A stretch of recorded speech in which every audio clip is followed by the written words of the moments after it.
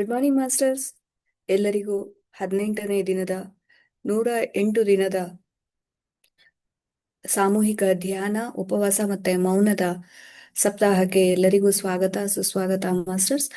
ಪತ್ರಿಜಿಯವರ ದಿವ್ಯ ಆಶೀರ್ವಾದದೊಂದಿಗೆ ಲಲಿತಾ ಮೇಡಮ್ ಅವರು ಹಮ್ಮಿಕೊಂಡಿರುವಂತಹ ಈ ಒಂದು ಧ್ಯಾನ ಯಜ್ಞಕ್ಕೆ ತಾವೆಲ್ಲರೂ ಬೆಳಗ್ಗೆನೆ ಬಂದು ಜಾಯಿನ್ ಆಗ್ತಾ ಇದ್ದೀರಾ. ನಿಮ್ಗೆಲ್ಲರಿಗೂ ಸ್ವಾಗತವನ್ನ ಕೋರ್ತಾ ಈ ದಿನದ ಧ್ಯಾನವನ್ನ ಶುರು ಮಾಡೋಣ ಮಾಸ್ಟರ್ಸ್.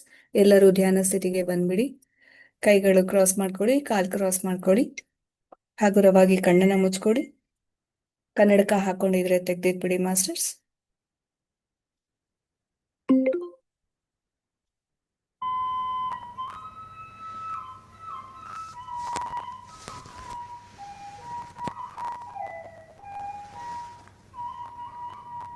ಹಲೋ ಫ್ರೆಂಡ್ಸ್, ಎಲ್ರಿಗೂ ಕೂಡ ನಮಸ್ತೆ. ಬೆಳಗಿನ ಧ್ಯಾನಕ್ಕೆ ಎಲ್ರಿಗೂ ಸ್ವಾಗತ.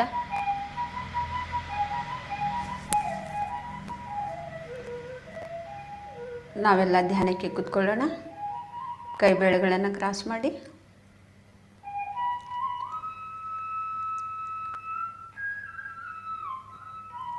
ಕಾಲು ಕ್ರಾಸ್ ಮಾಡಿ,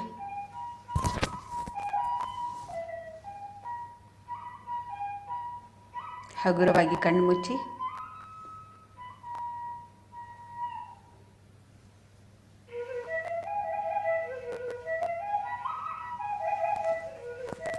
ಸಹಜವಾಗಿ ನಡೆಯುತ್ತಿರುವ ಉಸಿರಾಟದ ಮೇಲೆ ಗಮನ ಇರಲಿ.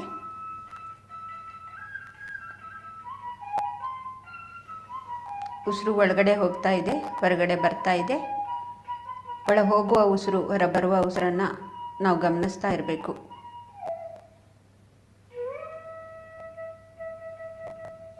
ಸಹಜವಾದ ನಡೆಯುತ್ತಿರುವ ಉಸಿರನ್ನೇ ನಾವು ಗಮನ ಇರಬೇಕು.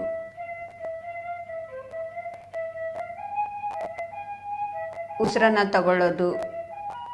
ತಗೊಳ್ಳುವಾಗ ಬಿಡುವಾಗ ನಾವು ಯಾವುದು ಕೂಡ ಹಠದಿಂದ ಯಾವುದು ಕೂಡ ನಾವು ಮಾಡಬಾರ್ದು. ನಾವೇ ತಗೊಳ್ಳೋದು, ನಾವೇ ಬಿಡೋದು, ಯಾವುದು ಕೂಡ ನಾವು ಆ ರೀತಿ ಹಠದಿಂದ ನಾವು ಮಾಡಬಾರ್ದು. ಸಹಜವಾಗಿ ನಡೆಯುತ್ತಿರುವ ಉಸಿರಾಟವನ್ನೇ ನಾವು ಗಮನಿಸ್ತಾ ಇರಬೇಕು ಫ್ರೆಂಡ್ಸ್.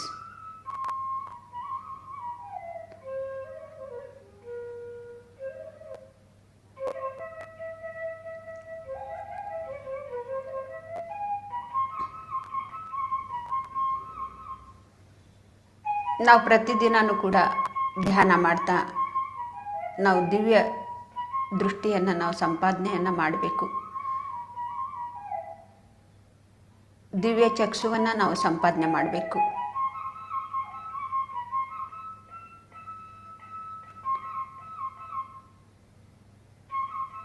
ಜ್ಞಾನ ಚಕ್ಷುವನ್ನು ನಾವು ಸಂಪಾದನೆ ಮಾಡಬೇಕು.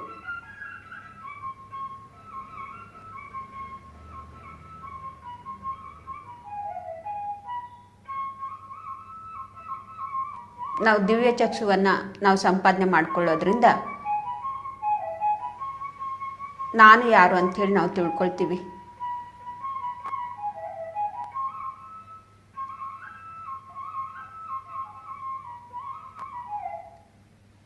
ನನ್ನ ಜನ್ಮದ ಉದ್ದೇಶ ಏನು ಅಂಥೇಳಿ ನಾವು ತಿಳ್ಕೊಳ್ತೀವಿ.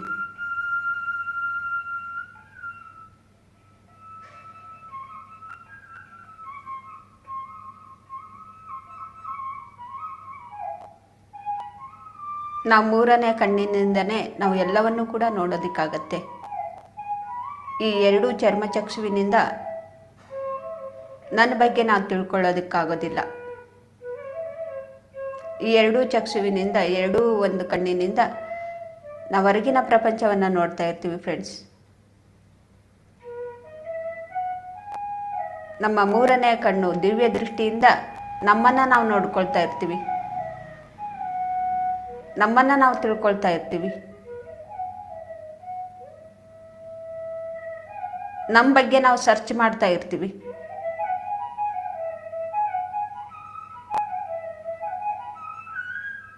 ನಾವು ದಿವ್ಯ ದೃಷ್ಟಿಯಿಂದ ಏನು ನೋಡ್ತೀವಿ ಅದನ್ನು ನೋಡ್ತಾ ನೋಡ್ತಾ ನಾವು ಜ್ಞಾನವನ್ನು ನಾವು ಸಂಪಾದನೆ ಮಾಡ್ಕೊಳ್ತೀವಿ. ಆಗ ನಮಗೆ ಜ್ಞಾನ ಚಕ್ಷು ಅನ್ನೋದು ನಮ್ಮಲ್ಲಿ ಸೃಷ್ಟಿಯಾಗತ್ತೆ. ಅಲ್ಲಿವರೆಗೂ ಕೂಡ ನಾವು ಇದೇ ಎರಡೇ ಕಣ್ಣು ಎರಡು ಕಣ್ಣಿನಿಂದನೇ ನಾವು ನೋಡ್ತಾ ಇದ್ದೀವಿ, ಚರ್ಮಚಕ್ಷುವಿನಿಂದ. ಈ ಚಕ್ಷುವಿನಿಂದ, ಈ ಎರಡು ಕಣ್ಣಿನಿಂದ ನಾವು ಸತ್ಯವನ್ನು ತಿಳ್ಕೊಳ್ಳೋದಕ್ಕಾಗೋದಿಲ್ಲ ಫ್ರೆಂಡ್ಸ್.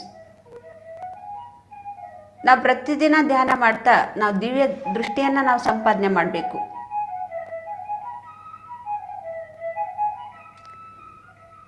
ಜ್ಞಾನ ದೃಷ್ಟಿಯನ್ನು ನಾವು ಸಂಪಾದನೆ ಮಾಡಬೇಕು. ಆಗಲೇ ನಾವು ದುಃಖರಾಹಿತ್ಯ ಜೀವನವನ್ನು ಮಾಡೋದಕ್ಕೆ ಸಾಧ್ಯ ಆಗತ್ತೆ.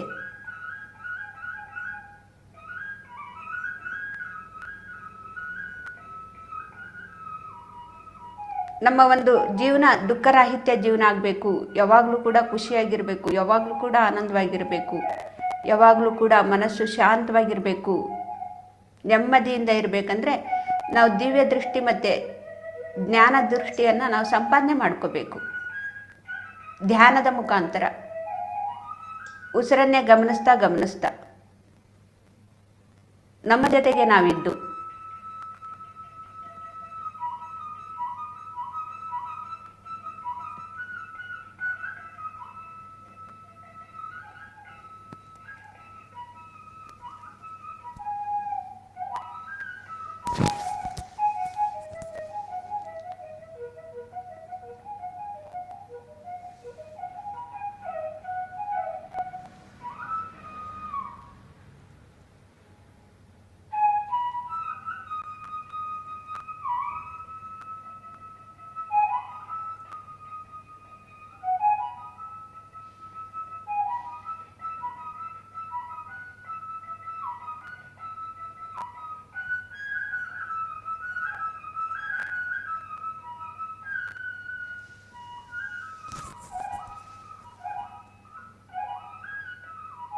ಸಹಜವಾಗಿ ನಡೆಯುತ್ತಿರುವ ಉಸಿರಾಟವನ್ನೇ ಗಮನಿಸ್ತಾ ಮನಸ್ಸನ್ನು ಶೂನ್ಯ ಮಾಡಿಕೊಳ್ಳೋಣ ಫ್ರೆಂಡ್ಸ್. ಯಾವುದೂ ಕೂಡ ಯೋಚನೆ ಬೇಡ.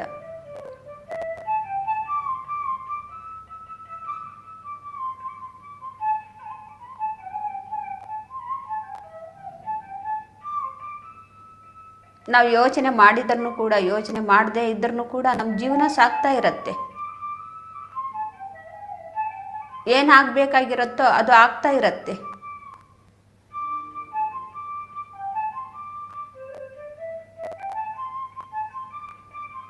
ನಾವು ಏನೂ ಕೂಡ ಮಾಡ್ದೇನೆ ಮನಸ್ಸನ್ನು ಶೂನ್ಯ ಮಾಡಿಕೊಂಡಾಗ ನಮ್ಮ ಜೀವನದಲ್ಲಿ ಅಗಾಧವಾದಂಥ ಒಂದು ಪರಿವರ್ತನೆ ಅನ್ನೋದು ಬರುತ್ತೆ. ನಾವು ಯೋಚನೆ ಮಾಡ್ತಾ ಇದ್ರೆ ನಮ್ಮ ಯೋಚನೆ ಎಷ್ಟೋ ದೂರದವರೆಗೂ ಕೂಡ ನಮಗೆ ಕರ್ಕೊಂಡೋಗುತ್ತೆ. ಯೋಚನೆಗಳ ಹಿಂದೆ ಹೋದರೆ ಮತ್ತೆ ನಮಗೆ ಹಾದಿ ತಪ್ಪಿಸ್ಬಿಡತ್ತೆ.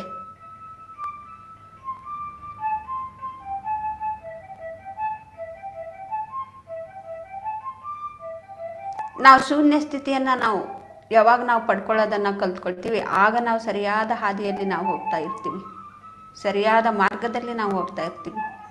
ಯೋಚನೆಗಳ ಹಿಂದೆ ಹೋದರೆ ಯೋಚನೆ ನಮಗೆ ಹಾದಿ ತಪ್ಪಿಸ್ಬಿಡತ್ತೆ, ದಾರಿ ತಪ್ಪಿಸ್ಬಿಡತ್ತೆ, ಎಲ್ಲೋ ಕರ್ಕೊಂಡೋಗ್ಬಿಡತ್ತೆ ನಮ್ಮನ್ನು.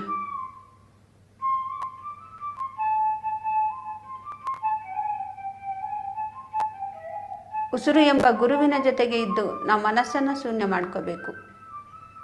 ಯೋಚನಾರಹಿತ ಸ್ಥಿತಿಯಲ್ಲಿ ನಾವು ಕೂತ್ಕೋಬೇಕು. ಅದೇ ನಿಜವಾದ ಧ್ಯಾನದ ಸ್ಥಿತಿ.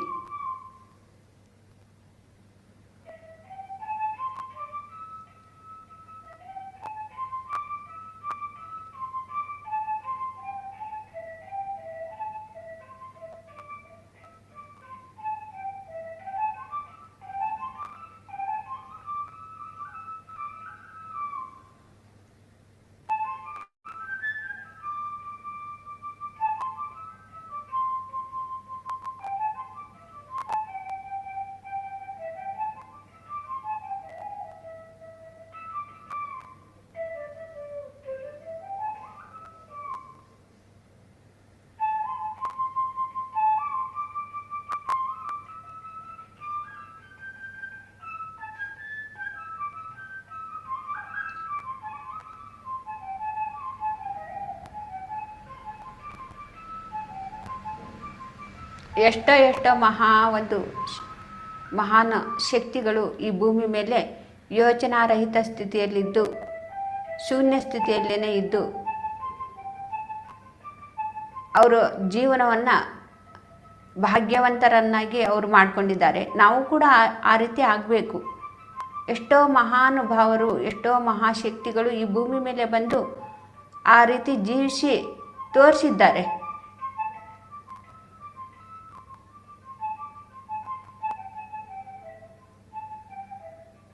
ನಾವು ಕೂಡ ಸಾಧನೆಯನ್ನು ಮಾಡಬೇಕು. ನಮಗೂ ಕೂಡ ಅದು ಸಾಧ್ಯ ಇದೆ.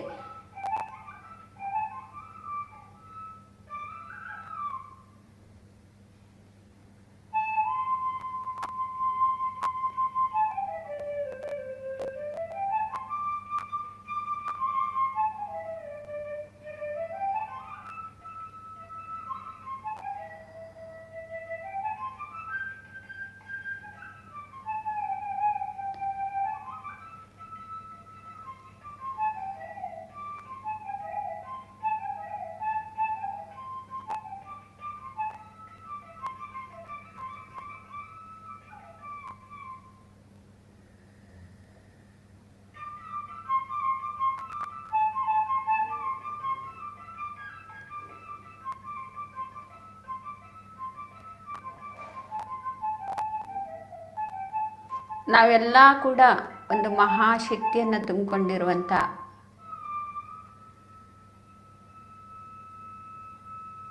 ನಾವು ಜೀವಾತ್ಮಗಳು. ನಮಗೂ ಕೂಡ ಎಲ್ಲ ಶಕ್ತಿ ಇದೆ.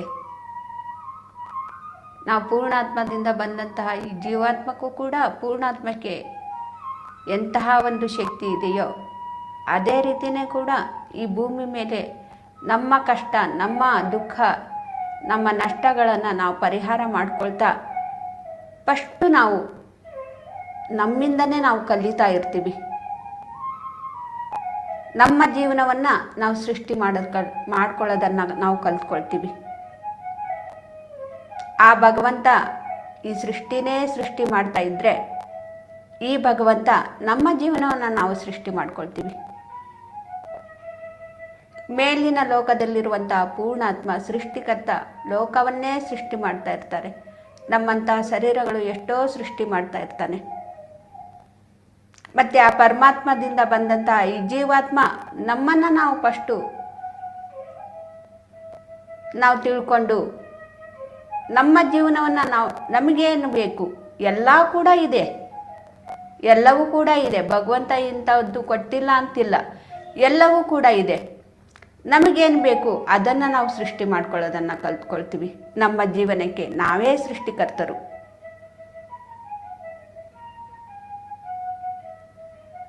ಫಸ್ಟು ನಮ್ಮಿಂದನೇ ನಾವು ಕಲಿತೀವಿ. ಇದನ್ನು ಕಲ್ತಾಗಲೇ ನಾವು ಮುಂದೆ ಹೋಗೋದಕ್ಕೆ ಸಾಧ್ಯ ಆಗತ್ತೆ. ನಮ್ಮ ಜೀವನವನ್ನು ನಾವೇ ಸೃಷ್ಟಿ ಮಾಡ್ಕೊಳ್ಳೋದನ್ನು ನಾವು ಕಲೀಲಿಲ್ಲ ಅಂದರೆ ನಾವು ಸೃಷ್ಟಿಕರ್ತರ ಆಗೋದಕ್ಕೆ ಸಾಧ್ಯನೇ ಇಲ್ಲ. ನಾವು ಕೂಡ ಪೂರ್ಣಾತ್ಮರಾಗಬೇಕು.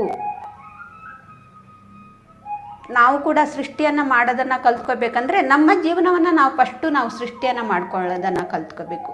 ನಮ್ಮ ದುಃಖವನ್ನು ನಾವು ಪರಿಹಾರ ಮಾಡ್ಕೊಳ್ಳೋದನ್ನು ಕಲ್ತ್ಕೋಬೇಕು. ನಮ್ಮ ಕಾಯಿಲೆಯನ್ನು ನಾವು ವಾಸಿ ಮಾಡ್ಕೊಳ್ಳೋದನ್ನು ಕಲ್ತ್ಕೋಬೇಕು. ಫಸ್ಟು ನಮ್ಮಿಂದನೇ ನಾವು ಕಲ್ತ್ಕೊಳ್ತಾ ಇರಬೇಕು. ನಮಗೆ ನಾವೇ ದಿಕ್ಕು.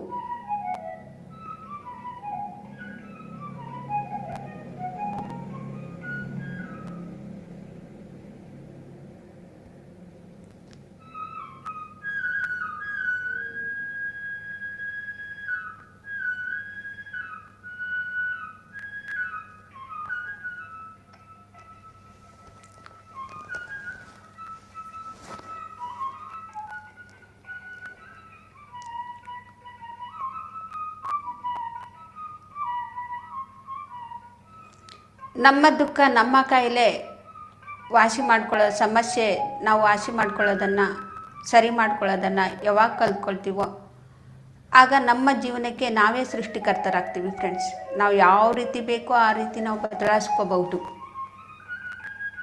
ನಾವು ಆ ಒಂದು ಪ್ರಾರಬ್ಧ ನಾನು ತಂದುಬಿಟ್ಟಿದ್ದೀನಿ, ನಾನು ಅನುಭವಿಸಲೇಬೇಕು ಅಂತಲ್ಲ. ಆ ಪ್ರಾರಬ್ಧ ತಂದಂತಹ ಒಂದು ಜೀವನವನ್ನು ನಮಗಿಷ್ಟದ ಪ್ರಕಾರ ನಾವು ಬದಲಾವಣೆ ಮಾಡ್ಕೋಬಹುದು ನಮ್ಮ ಯೋಚನಾ ಶಕ್ತಿಯಿಂದ.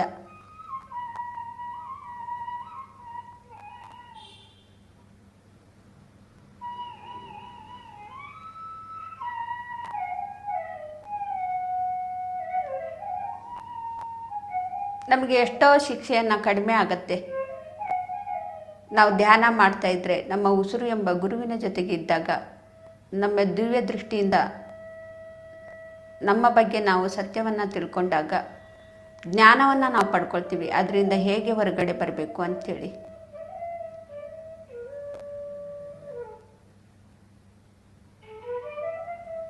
ಇಲ್ಲಾಂದರೆ ನಾವು ಯಾವುದೂ ಕೂಡ ನಾವು ದಿವ್ಯ ದೃಷ್ಟಿನೂ ಸಂಪಾದನೆ ಮಾಡ್ಕೊಂಡಿಲ್ಲ, ಜ್ಞಾನ ಚಕ್ಷುವಿನೂ ಸಂಪಾದನೆ ಮಾಡ್ಕೊಂಡಿಲ್ಲ, ಯಾವ ಧ್ಯಾನನೂ ಕೂಡ ನಾವು ಮಾಡಲಿಲ್ಲ ಅಂದರೆ ಈ ಎರಡು ಚರ್ಮ ಚಕ್ಷುವಿನಿಂದ ನಾವು ನೋಡ್ತಾ ಇದ್ದೀವಿ, ಅದನ್ನೇ ನೋಡ್ತಾ ಅದ್ರ ಹಿಂದನೇ ಮನಸ್ಸಿನ ಹಿಂದೆನೇ ಹೋಗ್ತಾ ನಾವು ಹೀಗೆ ಜೀವಿಸ್ತಾ ಇದ್ದರೆ ಪುನರಪಿ ಜನನಂ ಪುನರಪಿ ಮರಣಂ ಪುನರಪಿ ಜನನೇ ಜಠರೇ ಶಯನಂ. ನಾವು ಎಷ್ಟೋ ಒಂದು ಜನ್ಮವನ್ನು ನಾವು ತಗೊಂಡು ಬರ್ತಾನೆ ಇರ್ತೀವಿ ಫ್ರೆಂಡ್ಸ್. ನಾವು ತಾಯಿ ಗರ್ಭದಲ್ಲಿ ನಾವು ಹುಟ್ಟಿ ಮತ್ತೆ ಜನ್ಮವನ್ನು ನಾವು ತಗೊಳ್ತಾನೆ ಇರ್ತೀವಿ.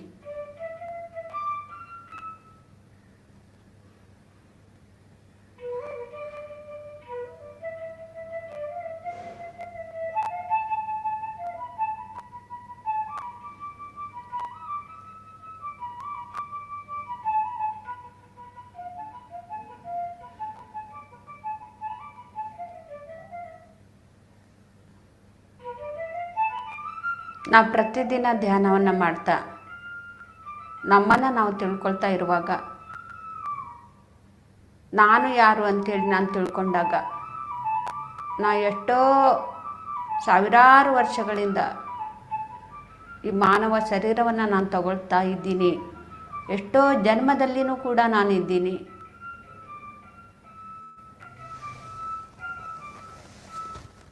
ಹೀಗೆ ನಾನು ಬರ್ತಾ ಇದ್ದೀನಿ. ಹೀಗೆ ಪಾಪಕರ್ಮಗಳನ್ನು ಪುಣ್ಯಕರ್ಮಗಳನ್ನು ಮಾಡ್ತಾ ಎಷ್ಟೋ ಶರೀರಗಳನ್ನು ನಾನು ತಗೊಂಡಿದ್ದೀನಿ.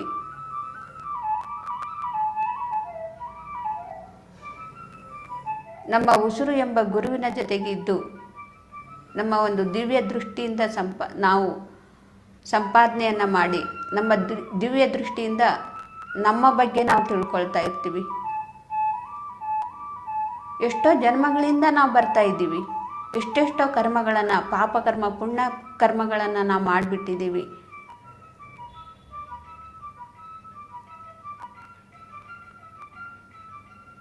ನಮ್ಮ ಜ್ಞಾನ ಚಕ್ಷುವಿನಿಂದ ನಾವು ತಿಳ್ಕೊಳ್ತಾ ಅದನ್ನು ಸರಿ ಮಾಡ್ಕೊಳ್ತಾ ನಾವು ಜೀವನವನ್ನು ಜೀವಿಸ್ತಾ ಇರಬೇಕು. ಅಂಧಕಾರದಿಂದ ಅಜ್ಞಾನದಿಂದ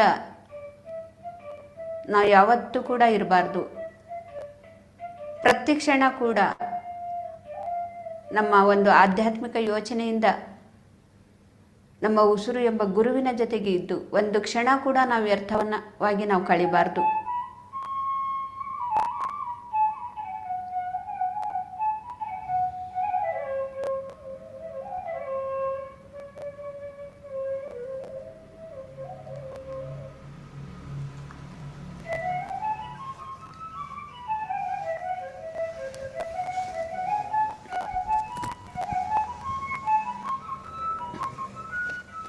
ನಾವು ಮಾಡಿದಂಥ ಹಿಂದಿನ ಒಂದು ಪಾಪಕರ್ಮಗಳ ಮಾಡಿದಂಥದ್ದೇ ಈ ಜನ್ಮದಲ್ಲಿ ನಾವು ಅನುಭವಿಸ್ತಾ ಇರ್ತೀವಿ.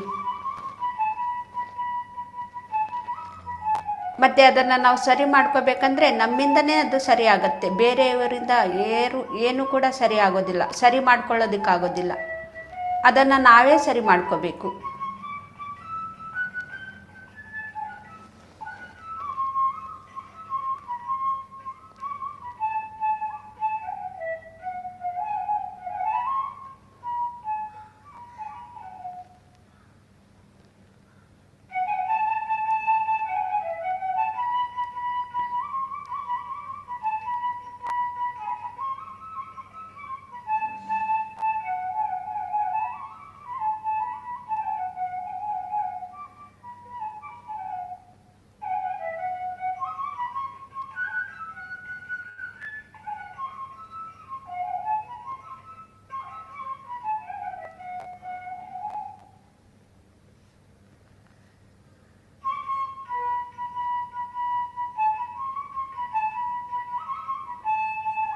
ಧ್ಯಾನಂ ಶರಣಂ ಗಚ್ಚಾಮಿ. ನಾವೆಲ್ಲರೂ ಕೂಡ ಧ್ಯಾನಕ್ಕೆ ಶರಣರಾಗೋಣ ಫ್ರೆಂಡ್ಸ್.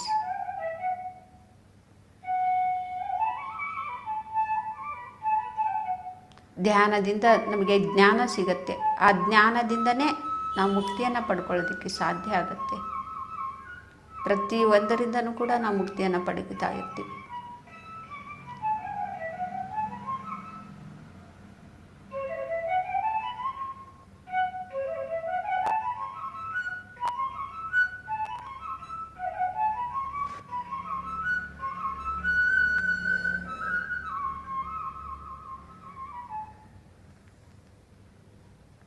ನಾವು ಪ್ರತಿದಿನ ಧ್ಯಾನ ಮಾಡ್ತಾ ಇದ್ದರೆ ನಾವು ಕರ್ಮ ಸಿದ್ಧಾಂತದ ಬಗ್ಗೆ ನಾವು ತಿಳ್ಕೊಳ್ತಾ ಇರ್ತೀವಿ. ಎಲ್ರಿಗೂ ಕೂಡ ಕರ್ಮ ಸಿದ್ಧಾಂತ ಅನ್ನೋದು ತಿಳ್ಕೊಳ್ಳೇಬೇಕಾಗಿರುವಂಥದ್ದು ವಿಷಯ. ಯಾರಿಗೂ ಕೂಡ ಬಿಡೋದಿಲ್ಲ. ಕರ್ಮ ಸಿದ್ಧಾಂತವನ್ನು ನಾವು ತಿಳ್ಕೊಳ್ಳೇಬೇಕು.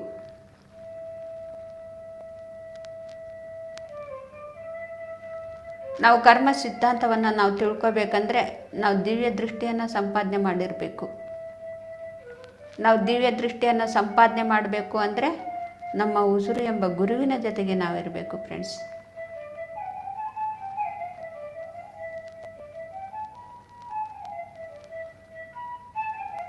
ಮನಸ್ಸನ್ನು ಶೂನ್ಯ ಮಾಡಿಕೊಂಡಾಗ, ನಾಡಿ ಮಂಡಲ ಶುದ್ಧಿಯಾದಾಗ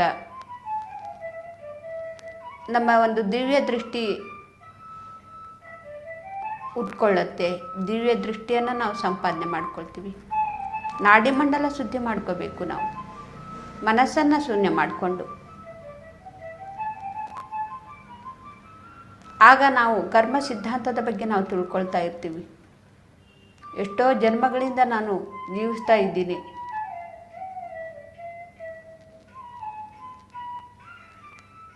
ನಾವಿಲ್ಲಿ ಏನು ಅಂದ್ಕೊಳ್ತೀವಿ, ನಾವು ಯಾವ ಪಾಪನೂ ಮಾಡಿಲ್ಲ, ನಾನು ತುಂಬ ಒಳ್ಳೆಯವಳು,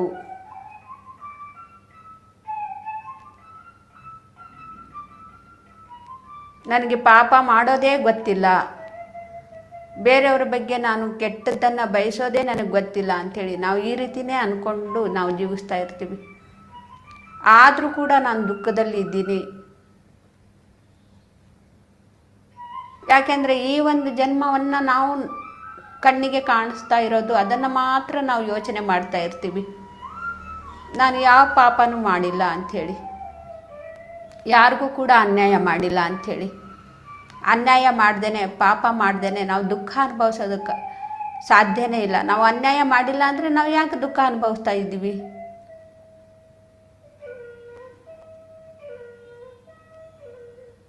ನಾವು ಯಾರಿಗೂ ಮೋಸ ಮಾಡಿಲ್ಲ ಅಂದರೆ ನಮ್ಗೆ ಯಾಕೆ ಮೋಸ ಆಗ್ತಾ ಇದೆ? ನಾವು ಯಾರಿಗೂ ತೊಂದರೆನೇ ಕೊಟ್ಟಿಲ್ಲ, ಆದರೂ ಕೂಡ ನಮ್ಗೆ ಯಾಕೆ ತೊಂದರೆ ಆಗ್ತಾ ಇದೆ? ಯಾರಿಗೂ ಕೂಡ ನಾವು ಅವಮಾನ ಮಾಡಿಲ್ಲ, ಆದರೂ ಕೂಡ ನಮ್ಗೆ ಅವಮಾನ ಆಗ್ತಾ ಇದೆ.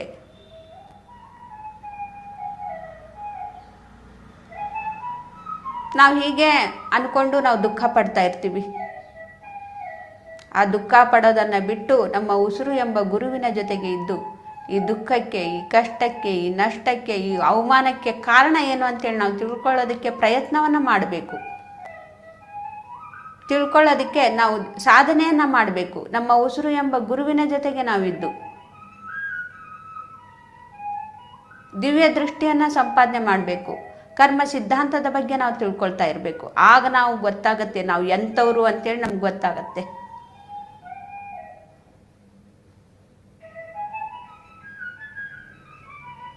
ನಾನು ಏನೂ ಕೂಡ ಪಾಪ ಮಾಡಿಲ್ಲ, ಏನೂ ಕೂಡ ತೊಂದರೆ ಕೊಟ್ಟಿಲ್ಲ, ಏನೂ ಕೂಡ ಹಿಂಸೆ ಮಾಡಿಲ್ಲ ಅಂತ ಅಂದ್ಕೊಂಡವರು ನಾವು ಪ್ರತಿದಿನ ಧ್ಯಾನ ಮಾಡ್ತಾ ದಿವ್ಯ ದೃಷ್ಟಿಯನ್ನು ನಾವು ಸಂಪಾದನೆಯನ್ನು ಮಾಡಿಕೊಂಡಾಗ, ಕರ್ಮ ಸಿದ್ಧಾಂತದ ಬಗ್ಗೆ ನಾವು ಎಲ್ಲ ತಿಳ್ಕೊಂಡಾಗ ಆಗ ನಮಗೆ ಗೊತ್ತಾಗುತ್ತೆ, ಓಹೋ ನಾನು ಎಂಥವಳು ಅಂಥೇಳಿ ನನಗೆ ಇವಾಗ ಗೊತ್ತಾಯಿತು. ಹೆಂಗೆಲ್ಲ ಮಾಡಿ ಬಂದುಬಿಟ್ಟಿದ್ದೀನಿ, ಏನೆಲ್ಲ ಮಾಡಿ ಬಂದುಬಿಟ್ಟಿದ್ದೀನಿ.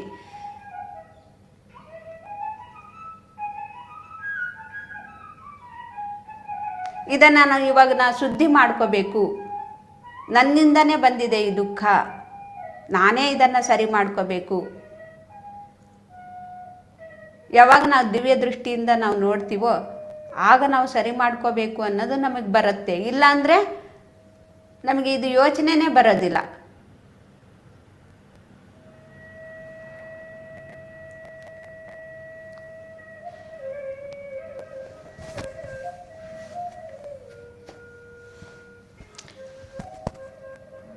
ಈ ಕರ್ಮ ಸಿದ್ಧಾಂತದ ಬಗ್ಗೆ ಸಣ್ಣ ಒಂದು ಸ್ಟೋರಿ ಮುಖಾಂತರ ನಿಮಗೆ ತಿಳಿಸ್ಕೊಟ್ರೆ ಇನ್ನೂ ಸ್ಪಷ್ಟವಾಗಿ ನಿಮ್ಗೆ ಅರ್ಥ ಆಗತ್ತೆ.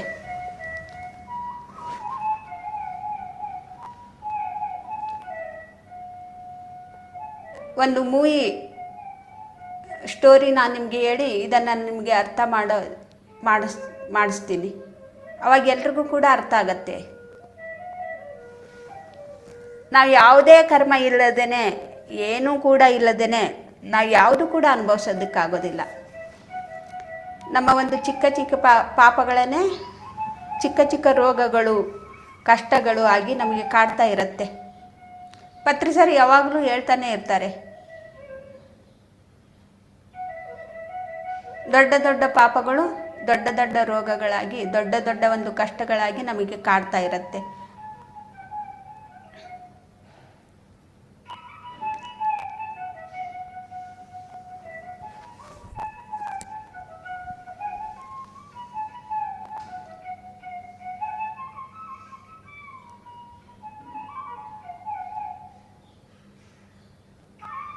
ಯಾರಿಗಾದ್ರೂ ಒಬ್ರಿಗೆ ದೊಡ್ಡ ಒಂದು ರೋಗ ಬಂದಿದೆ, ಕಾಯಿಲೆ ಬಂದಿದೆ ಅಂದರೆ ಅದು ಅವರಿಂದನೇ ಅವ್ರಿಗೆ ಬಂದಿರತ್ತೆ.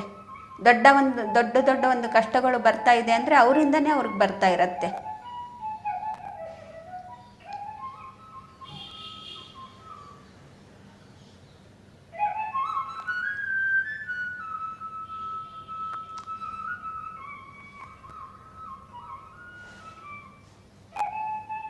ನಾವೊಂದು ಸ್ಟೋರಿ ಮುಖಾಂತರ ಈ ಕರ್ಮ ಸಿದ್ಧಾಂತದ ಬಗ್ಗೆ ನಾವು ತಿಳ್ಕೊಳ್ಳೋಣ.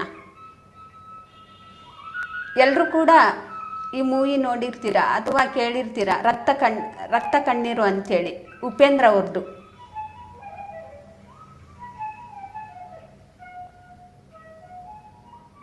ಆ ಸ್ಟೋರಿ ನೋಡಿದರೆ ಎಂಥವರು ಕೂಡ ಆ ಒಂದು ಪರಿಸ್ಥಿತಿಯನ್ನು ಯಾರು ಕೂಡ ಅನುಭವಿಸಬಾರ್ದು. ಅಂದರೆ ಎಲ್ಲರೂ ಕೂಡ ಧ್ಯಾನ ಮಾಡಬೇಕು. ಈ ಶರೀರದಲ್ಲೇ ಇದ್ಕೊಂಡು ಕರ್ಮವನ್ನು ಶುದ್ಧಿ ಮಾಡ್ಕೋಬೇಕು ಅಂಥ ಒಂದು ಮೂವಿ ಅದು.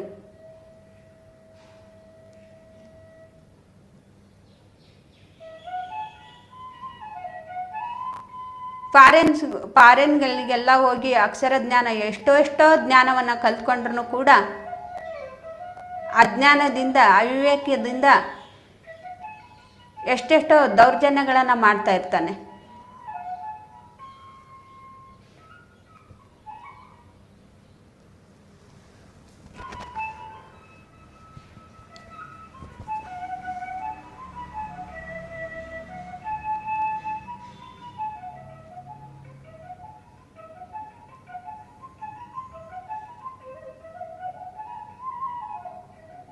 ಓದು ಮುಗಿಸಿ ಫಾರಿನ್ಲಿಂತ್ರ ಮತ್ತೆ ಅವ್ರ ಮನೆಗೆ ಬಂದ್ರೂ ಕೂಡ ತಾಯಿ ಜೊತೆಗೆ ಹೇಗೆ ನಡ್ಕೋಬೇಕು ಅನ್ನೋದು ಜ್ಞಾನ ಇಲ್ಲ. ಪ್ರಾಪಂಚಿಕದ ಒಂದು ಜ್ಞಾನ ಎಲ್ಲ ಇದೆ, ಅಕ್ಷರ ಜ್ಞಾನ ಎಲ್ಲ ಇದೆ. ತಾಯಿ ಜೊತೆಗೆ ಹೇಗೆ ನಡ್ಕೋಬೇಕು, ಊರಿನ ಜನಗಳ ಹತ್ರ ಹೇಗೆ ನಡ್ಕೋಬೇಕು,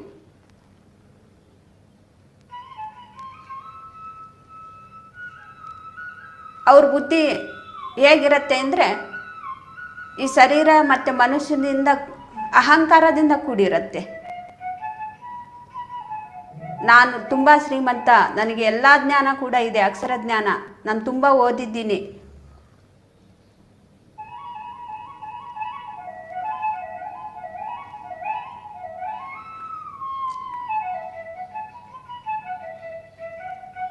ಒಂದು ಹೆಣ್ಣಿನ ಒಂದು ಸಂಘದಿಂದ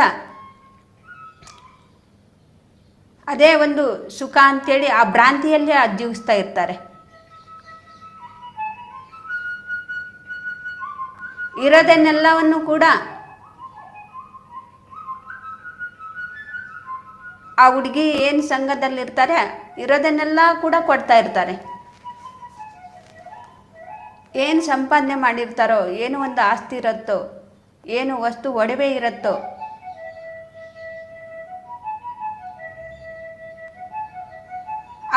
ಅವ್ರ ತಾಯಿ ಬುದ್ಧಿ ಹೇಳೋಕೆ ಹೋದರೆ ಅವ್ರ ತಾಯಿಗೇ ಅವಮಾನವನ್ನು ಮಾಡ್ತಾ ಇರ್ತಾರೆ.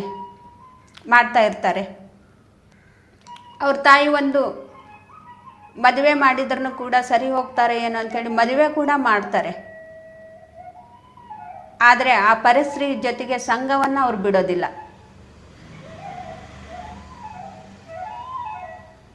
ಈ ಕಡೆ ತಾಯಿಗೂ ದುಃಖ ಕೊಡ್ತಾ, ಈ ಕಡೆ ಹೆಂಡ್ತಿಗೂ ದುಃಖ ಕೊಡ್ತಾ ಅವರು ಏನು ಮಾಡ್ತಾ ಇದ್ದಾರೆ ಅದನ್ನೇ ಸುಖ ಅಂತ ಅಂದ್ಕೊಂಡು ಆ ಭ್ರಾಂತಿಯಲ್ಲಿ ಅವ್ರು ಜೀವಿಸ್ತಾ ಇರ್ತಾರೆ.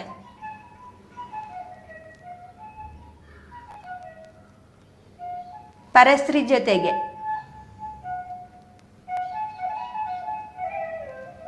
ಪರಸ್ತ್ರೀ ಜೊತೆಗಿರೋದೇ ಅವ್ರಿಗೆ ಸುಖ. ಆ ಒಂದು ಭ್ರಾಂತಿಯಲ್ಲೇ ಅವ್ರು ಜೀವಿಸ್ತಾ ಇರ್ತಾರೆ. ಮದುವೆ ಮಾಡಿದ್ರೂ ಕೂಡ ಅವ್ರ ಬುದ್ಧಿ ಸರಿ ಹೋಗೋದಿಲ್ಲ.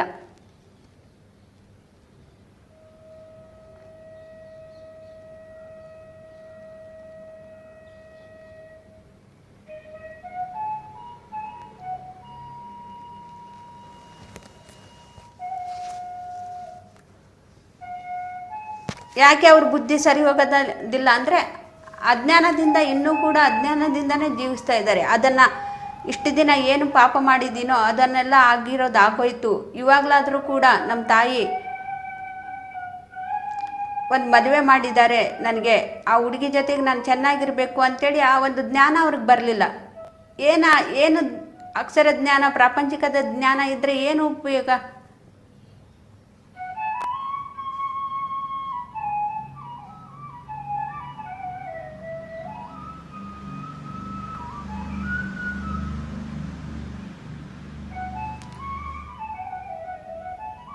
ನಾವು ಎಲ್ಲೇ ತಪ್ಪು ಮಾಡಿದ್ರೂ ಕೂಡ ಅದನ್ನು ಸರಿ ಮಾಡ್ಕೊಳ್ಳೋದಕ್ಕೆ ಭಗವಂತ ನಮಗೆ ಮಾರ್ಗವನ್ನು ತೋರಿಸೋದಕ್ಕೆ ಯಾರೋ ಒಂದು ಮುಖಾಂತರ ಭಗವಂತ ನಮಗೆ ಮಾರ್ಗವನ್ನು ತೋರಿಸ್ತಾ ಇರ್ತಾನೆ. ಆದರೆ ಯಾರು ತಿಳ್ಕೊಳ್ತಾರೆ ಅವ್ರು ಸರಿ ಹೋಗ್ತಾರೆ, ಯಾರು ತಿಳ್ಕೊಳ್ಳೋದಿಲ್ಲ ಅವರು ಪಶ್ಚಾತ್ತಾಪದಿಂದ ಅವ್ರು ಅನುಭವಿಸ್ಲೇಬೇಕು. ಪಶ್ಚಾತ್ತಾಪ ಅವ್ರಿಗಾಗಲೇಬೇಕು, ಪ್ರಾಯಶ್ಚಿತ್ತವನ್ನು ಅನುಭವಿಸ್ಲೇಬೇಕು.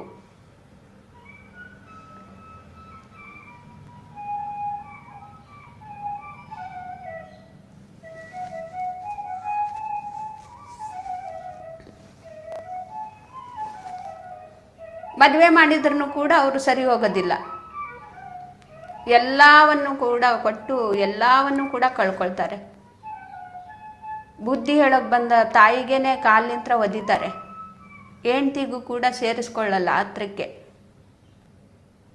ನಿನಗೆ ನೋಡೋದಕ್ಕೆ ನನಗೆ ಅಸಹ್ಯ ಅಂಥೇಳಿ ಎಲ್ಲ ಊರಿನ ಜನಗಳಿಗೂ ಕೂಡ ಅವಮಾನ ಮಾಡ್ತಾ ಇರ್ತಾರೆ.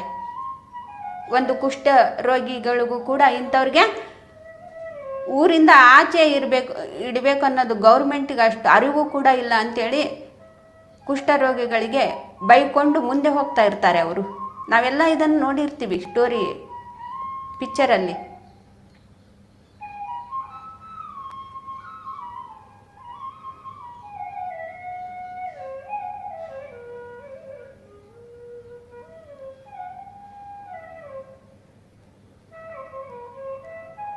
ಈ ಕಡೆ ತಾಯಿಗೂ ಕೂಡ ದುಃಖ ಕೊಟ್ಟು, ಹೆಂಡತಿಗೂ ಕೂಡ ದುಃಖ ಕೊಟ್ಟು, ಇರೋದನ್ನೆಲ್ಲ ಕೂಡ ಆ ಹುಡುಗಿ ಸಂಘದಲ್ಲಿ ಇದ್ದು ಎಲ್ಲವನ್ನೂ ಕೂಡ ಕಳ್ಕೊಳ್ತಾರೆ.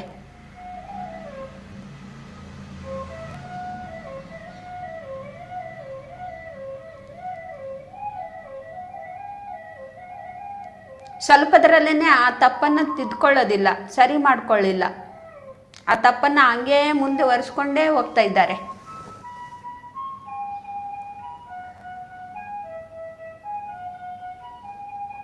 ಯಾಕೆಂದರೆ ಅಷ್ಟೊಂದು ಭ್ರಾಂತಿಯಲ್ಲಿ ಅವರು ಜೀವಿಸ್ತಾ ಇದ್ದಾರೆ.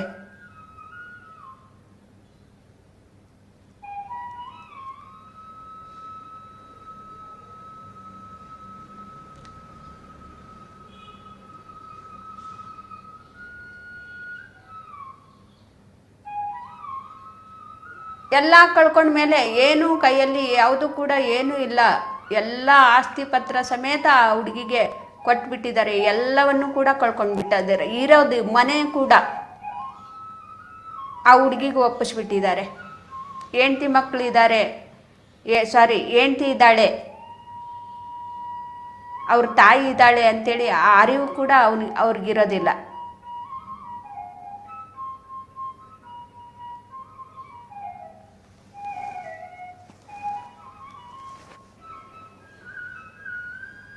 ಯಾಕೆಂದರೆ ಹೆಂಡ್ತಿನೂ ಬೇಕಾಗಿಲ್ಲ, ತಾಯಿಗೆ ಚೆನ್ನಾಗಿ ನೋಡ್ಕೋಬೇಕು ಅನ್ನೋದು ಕೂಡ ಅವ್ರಿಗಿರೋದಿಲ್ಲ. ಯಾವ ಒಂದು ಭ್ರಾಂತಿಯಲ್ಲಿ ಜೀವಿಸ್ತಾ ಇರ್ತಾರೆ? ಒಂದು ಪರಸ್ತ್ರೀಯರ ಜೊತೆಗೆ ಇದ್ದು ಅದನ್ನೇ ಸುಖ ಅಂತೇಳಿ ಆ ಭ್ರಾಂತಿಯಲ್ಲಿ ಅವ್ರು ಜೀವಿಸ್ತಾ ಇರ್ತಾರೆ.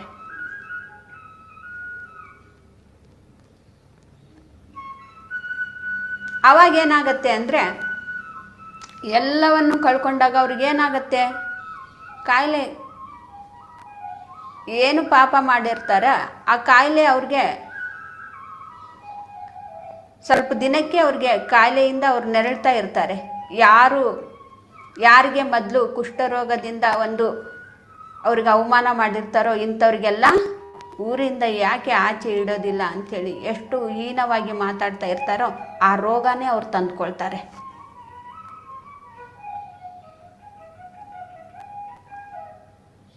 ಹೇಗೆ ಬಂತು ಅದು ರೋಗ ಅವ್ರಿಗೆ?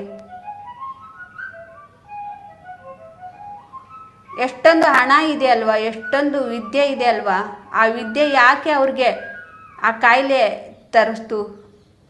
ಎಷ್ಟೊಂದು ಹಣ ಇದೆ, ಆ ಹಣದಿಂದ ಯಾಕೆ ಅವರು ವಾಸಿ ಮಾಡ್ಕೊಂಡು ಇರೋದನ್ನೆಲ್ಲ ಯಾಕೆ ಕಳ್ಕೊಂಡ್ರು?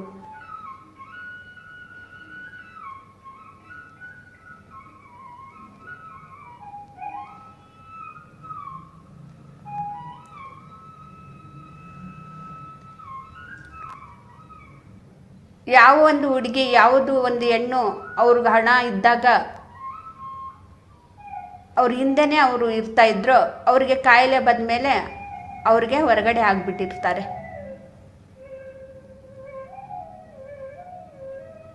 ಊಟಕ್ಕೆ ಸಹಿತ ಗತಿ ಇಲ್ಲ ಅನ್ನೋ ಥರ ಪರಿಸ್ಥಿತಿಯನ್ನು ಅವ್ರು ತಗೊಂಡು ಬಂದ್ಬಿಟ್ಟಿರ್ತಾರೆ.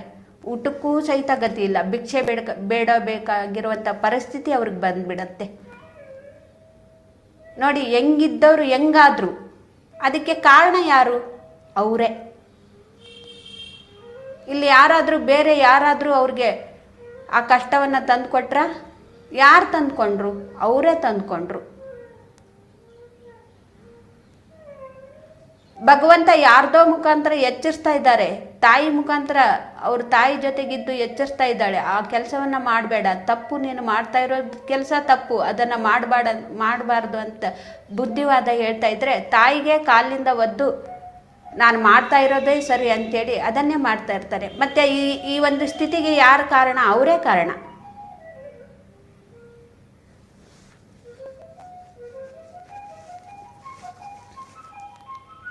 ಊಟಕ್ಕೂ ಕೂಡ ಗತಿ ಇಲ್ದೇನೆ ಹೊರಗಡೆ ಬಂದಾಗ ಒಂದು ಮರದ ಕೆಳಗಡೆ ಜೋರಾಗಿ ಮಳೆ ಬರ್ತಾ ಇರುತ್ತೆ, ಒಂದು ಮರದ ಕೆಳಗಡೆ ನಿಂದಿರ್ತಾರೆ. ಆವಾಗ ನೋಡಿ ಅವ್ರಿಗೆ ಅದೇ ಸಮಯಕ್ಕೆ ಸಿಡ್ಲು ಬಂದು ಅವರು ಎರಡೂ ಕಣ್ಣುಗಳನ್ನು ಕೂಡ ಕಳ್ಕೊಳ್ತಾರೆ.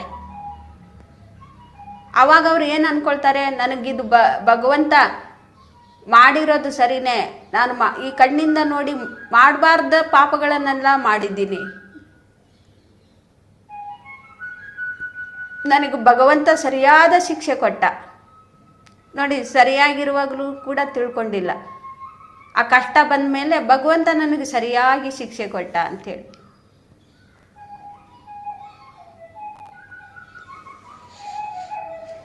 ಈ ಕಡೆ ಕುಷ್ಠರೋಗ ಬಂದಿರೋದು ಎಲ್ಲನೂ ಕೂಡ ನೋಡಿ ಅವ್ರಿಗೆ ಒಟ್ಟಿಗೆನೇ ತಗೊಂಡು ಬಂದ್ಬಿಟ್ಟಿದೆ.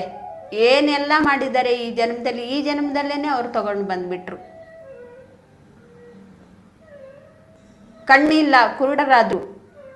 ಮತ್ತೆ ಕುರುಡ ಏನೂ ಕೂಡ ಕಾಣಿಸ್ದಿಲ್ಲ. ನಡ್ಕೊಂಡು ಹೋಗಿ ಎಡವಿ ಬಿದ್ದು ಕಾಲನ್ನು ಕೂಡ ನಡೆಯೋಕೆ ಆಗದೆ ಇರೋ ಥರ ಮಾಡ್ಕೊಳ್ತಾರೆ. ನಡೆಯೋಕ್ಕೆ ಆಗೋದಿಲ್ಲ, ಕಾಲು ಕೂಡ ನಡೆಯೋಕೆ ಆಗದೆ ಇರೋ ಹಾಗೆ ಬಿದ್ದಾಗ ಅವಾಗ ಏನು ನೆನಪಿಗೆ ಬರುತ್ತೆ? ನನಗಿದು ಭಗವಂತ ಸರಿಯಾಗಿಯೇ ಶಿಕ್ಷೆ ಕೊಟ್ಟಿದ್ದಾನೆ. ನಮ್ಮ ತಾಯಿ ನನಗೆ ಬುದ್ಧಿ ಹೇಳೋಕೆ ಬಂದ್ರೆ ಚೆನ್ನಾಗಿರುವಾಗಲೇ ನಮ್ಮ ತಾಯಿ ಬುದ್ಧಿ ಹೇಳಿದ್ಲು ನನಗೆ, ಆದರೆ ನಮ್ಮ ತಾಯಿ ಮಾತು ನಾನು ಕೇಳಿಸ್ಕೊಳ್ಳಿಲ್ಲ. ನಮ್ಮ ತಾಯಿಗೆ ನಾನು ಕಾಲಿಂತ್ರ ಒದ್ದಿ ನಾನು ಮಾಡಬಾರ್ದನ್ನೆಲ್ಲ ಪಾಪಗಳನ್ನು ಮಾಡಿದ್ದೀನಿ. ಅದಕ್ಕೆ ನನಗೆ ಭಗವಂತ ಸರಿಯಾದ ಶಿಕ್ಷೆಯನ್ನು ಕೊಟ್ಟಿದ್ದಾನೆ ಅಂಥೇಳಿ.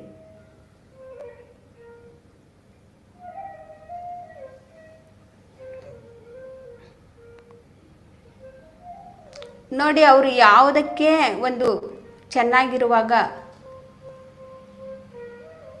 ಯಾವುದನ್ನು ಅವರು ಯಾರಿಗೆ ಅವಮಾನ ಮಾಡಿದ್ದಾರೆ ಅದು ಎಲ್ಲವೂ ಕೂಡ ಅನುಭವಿಸ್ಬೇಕಾಗಿ ಅವ್ರು ಬಂತು. ಎಲ್ಲವೂ ಕೂಡ ಯಾಕೆ ಅನುಭವಿಸಿದ್ರು ಅವರು? ಮತ್ತೆ ಕೊನೆಗೆ ಯಾರು ಊಟ ಹಾಕ್ತಾರೆ?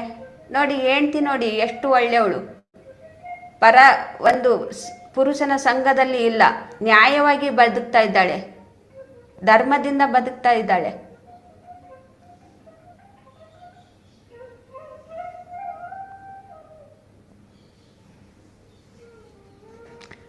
ಹೆಂಡ್ತಿ ಯಾವತ್ತೂ ಕೂಡ ಅಂತ ಯೋಚನೆ ಮಾಡಿಲ್ಲ, ನನ್ನ ಗಂಡ ಅಂತವನಿದ್ದಾನೆ, ಮದುವೆ ಆದ್ಮೇಲೆನೂ ಕೂಡ ನನ್ನ ಜೊತೆಗೆ ಸಂಸಾರ ಮಾಡ್ತಾ ಇಲ್ಲ ಅಂಥೇಳಿ ಯಾವಾಗಲೂ ಕೂಡ ಒಂದು ಪರಪುರುಷನ ಜೊತೆಗೆ ಅವರು ಅಂತ ಒಂದು ಯೋಚನೆ ಕೂಡ ಮಾಡಲಿಲ್ಲ, ಪರಪುರುಷರ ಜೊತೆಗೆ ಇರಬೇಕು ಅಂಥೇಳಿ. ನೋಡಿ, ಆ ಹೆಂಡ್ತಿ ಬುದ್ಧಿ ಒಂದು ಜ್ಞಾನ ಹೇಗಿದೆಯೋ, ಮತ್ತು ಗಂಡನ ಒಂದು ಜ್ಞಾನ ಹೇಗಿದೆಯೋ, ಮತ್ತು ಹೆಂಡ್ತಿ ಹೇಗಿದ್ದಾಳೆ, ಗಂಡ ಹೇಗಿದ್ದಾನೆ, ಅವರು ಒಂದು ಇಬ್ಬರ ಒಂದು ವ್ಯತ್ಯಾಸ ಕೂಡ ನಾವು ಆ ಪಿಕ್ಚರಲ್ಲಿ ನಾವು ಕಾಣ್ತೀವಿ, ಆ ಮೂವಿಯಲ್ಲಿ ನಾವು ನೋಡ್ತೀವಿ. ಮತ್ತೆ ಕೊನೆಗೆ ಅವರು ಏನು ಹೇಳ್ತಾರೆ, ನನ್ನ ಹಾಗೆ ಯಾರೂ ಕೂಡ ಮಾಡಬಾರ್ದು, ನನ್ನ ವಿಗ್ರಹವನ್ನು, ಒಂದು ಕಲ್ಲಿನ ಒಂದು ವಿಗ್ರಹವನ್ನು ಮಾಡಿ, ಈ ವಿಗ್ರಹವನ್ನು ನೋಡಿ ಎಲ್ಲರೂ ಕೂಡ ಕಲ್ತ್ಕೋಬೇಕು, ಯಾರೂ ಕೂಡ ಅಂಥ ತಪ್ಪುಗಳನ್ನು ಮಾಡಬಾರ್ದು ಅಂತೇಳಿ ತನ್ನ ಸ್ನೇಹಿತಿಗೆ ಹೇಳಿ ಅವರು ಹೊರಟೋಗ್ತಾರೆ. ಇದು ಆ ಮೂವಿ ಪಿಕ್ಚರ್ ಒಂದು ಸ್ಟೋರಿ. ಈ ಸ್ಟೋರಿಯಲ್ಲಿ ನಾವು ಕರ್ಮದ ಸಿದ್ಧಾಂತದ ಬಗ್ಗೆ ಎಷ್ಟೋ ನಾವು ತಿಳ್ಕೊಬೋದು ಆ ಸ್ಟೋರಿ ನೋಡಿನೇ. ಹೇಗಿದ್ದವರು ಹೇಗಾದ್ರು, ಮತ್ತೆ ಆ ಶರೀರ ಬಿಟ್ಟ ಮೇಲೆ ನಾವು ಇದನ್ನೆಲ್ಲ ಮಾಡಿರೋದನ್ನೆಲ್ಲ ಮರ್ತು ಬಿಡ್ತೀವಿ. ನಾವು ಈ ಶರೀರದಲ್ಲೇ ಇದ್ದಾಗ ನಾವು ಏನೇ ಪಾಪ ಕರ್ಮ ಮಾಡಿದ್ದೀವಿ, ಏನೇ ನಾವು ಕಾಯಿಲೆಯನ್ನು ನಾವು ತಂದುಕೊಂಡಿದ್ದೀವಿ ಅಂದರೆ ನಾವು ಇಲ್ಲಿ ನಮಗೆ ಧ್ಯಾನ ಮಾಡಿನೇ ಅದನ್ನು ನಾವು ಇಲ್ಲೇ ವಾಸಿ ಮಾಡ್ಕೋಬೇಕು. ಇವಾಗಲೇ ಈ ಜನ್ಮದಲ್ಲೇ ನಾವು ವಾಸಿ ಮಾಡ್ಕೋಬೇಕು. ಅದನ್ನು ನಾವು ಏನು ಕೆಟ್ಟ ಕೆಲಸವನ್ನು ಮಾಡಿ ನಾವು ಕಾಯಿಲೆಯನ್ನು ತಂದುಕೊಂಡಿದ್ದೀವಿ,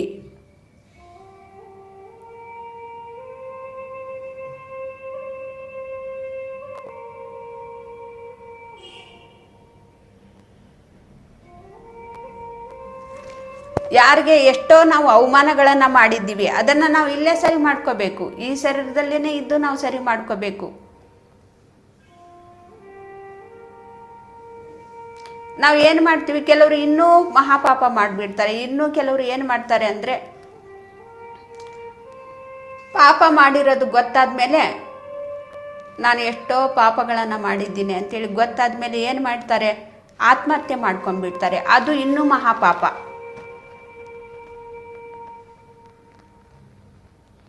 ಹಾಗಾಗಿ ಪ್ರತಿಯೊಬ್ಬರಿಗೂ ಕೂಡ ಚಿಕ್ಕ ವಯಸ್ಸಿನಲ್ಲೇ ಧ್ಯಾನ ಮಾಡಿಸ್ಬೇಕು. ನಾವು ಕೂಡ ಧ್ಯಾನ ಮಾಡಬೇಕು, ಧ್ಯಾನ ಪ್ರಚಾರ ಮಾಡಬೇಕು ಅಂತೇಳಿ ಸರ್ ಯಾಕೆ ಹೇಳ್ತಾ ಇರ್ತಾರೆ. ಧ್ಯಾನದಿಂದ ಜ್ಞಾನ, ಜ್ಞಾನದಿಂದ ಮುಕ್ತಿ.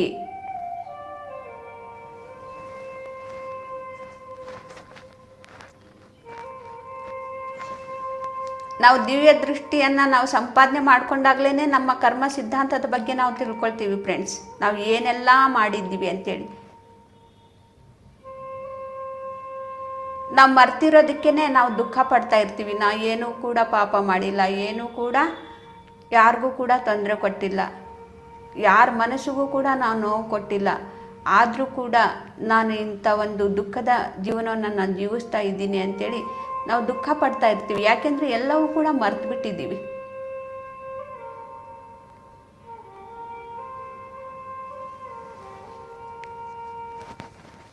ನಾವು ಈ ಶರೀರದಲ್ಲೇ ಇದ್ಕೊಂಡು ನಾವು ಎಲ್ಲ ಒಂದು ಕರ್ಮವನ್ನು ನಾವು ಶುದ್ಧಿ ಮಾಡ್ಕೋಬೇಕು. ನಮ್ಗೆ ಗೊತ್ತಿಲ್ಲದೇ ನಾವು ಪಾಪಗಳನ್ನು ಮಾಡಿಬಿಟ್ಟಿದ್ದೀವಿ, ಎಷ್ಟೋ ತಪ್ಪುಗಳನ್ನು ನಾವು ಮಾಡಿಬಿಟ್ಟಿದ್ದೀವಿ.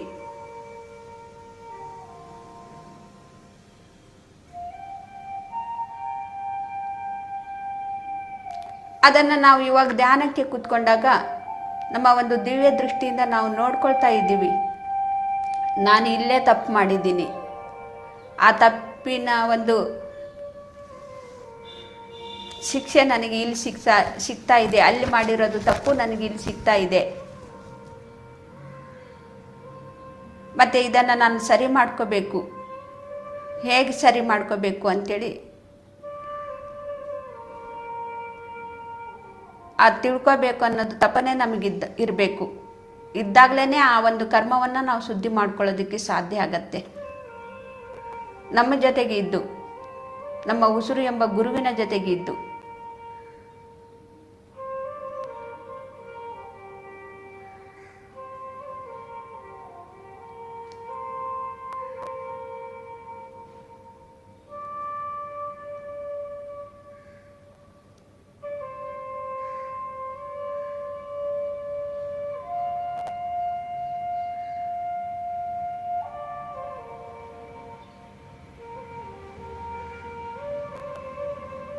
ಯಾವಾಗ ನಾವು ಕರ್ಮ ಸಿದ್ಧಾಂತದ ಬಗ್ಗೆ ನಾವು ತಿಳ್ಕೊಳ್ತಾ ಇರ್ತೀವೋ, ಎಲ್ಲಿ ನಾವು ತಪ್ಪು ಮಾಡಿದ್ದೀವಿ ಅಂಥೇಳಿ ನಮಗೆ ಅರಿವಿಗೆ ಬರುತ್ತೋ, ನಮ್ಮ ತಪ್ಪನ್ನು ನಾವು ಸರಿ ಮಾಡ್ಕೋಬೇಕು, ನಮ್ಮ ಕರ್ಮವನ್ನು ನಾವು ಶುದ್ಧಿ ಮಾಡ್ಕೋಬೇಕಂದ್ರೆ ಎಷ್ಟೋ ಜನ ಹೀನಾತಿಹೀನವಾಗಿ ನೆರಳ್ತಾ ಇರೋರನ್ನು ಅವ್ರಿಗೆ ನಾವು ಸೇವೆಯನ್ನು ಮಾಡಬೇಕು, ಸಹಾಯವನ್ನು ಮಾಡಬೇಕು, ಆತ್ಮಜ್ಞಾನವನ್ನು ತಿಳಿಸ್ಕೊಡ್ಬೇಕು. ಆತ್ಮಜ್ಞಾನವನ್ನು ಕೊಡೋದ್ರಿಂದನೇ ನಮ್ಮ ಕರ್ಮ ಇಲ್ಲಿ ಶುದ್ಧಿ ಆಗ್ತಾ ಇರತ್ತೆ. ಸೇವೆ ಅಂದರೆ ಆಧ್ಯಾತ್ಮಿಕ ಸೇವೆ. ಅವರಿಗೆ ನಾವು ಧ್ಯಾನವನ್ನೇ ಹೇಳ್ಕೊಡ್ಬೇಕು. ಅಂತ ಒಂದು ನಾವು ಯಾವುದೋ ಒಂದು ಜನ್ಮದಲ್ಲಿ ಆ ರೀತಿ ನಾವು ಮಾಡಿದ್ದೀವಿ, ಏನೋ ಒಂದು ಪಾಪಕರ್ಮಗಳನ್ನು ನಾವು ಮಾಡಿದ್ದೀವಿ. ಇವಾಗ ನಾವು ದುಃಖ ಅನುಭವಿಸ್ತಾ ಇದ್ದೀವಿ. ಈ ಕರ್ಮವನ್ನು ನಾವು ಶುದ್ಧಿ ಮಾಡ್ಕೋಬೇಕಂದ್ರೆ ಎಷ್ಟೆಷ್ಟೋ ಜನ ಹೀನಾತಿಹೀನವಾಗಿ ನೆರಳ್ತಾ ಇರ್ತಾರೆ, ಅವ್ರಿಗೆ ಆತ್ಮಜ್ಞಾನವನ್ನು ನಾವು ತಿಳಿಸ್ಕೊಡ್ಬೇಕು.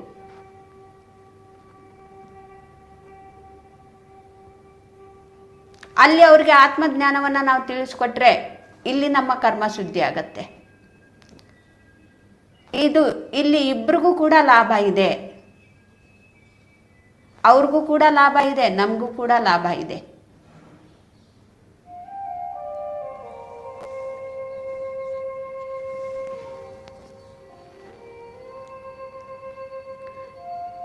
ಮತ್ತೆ ಇಂಥ ಒಂದು ಸೇವೆಯನ್ನು ಮಾಡೋದನ್ನು ಯಾರು ನೋಡ್ತಾ ಇರ್ತಾರೆ ಅವ್ರಿಗೂ ಕೂಡ ಲಾಭ ಇದೆ. ಯಾರು ಕೇಳ್ತಾ ಇರ್ತಾರೆ ಅವ್ರಿಗೂ ಕೂಡ ಲಾಭ ಇದೆ.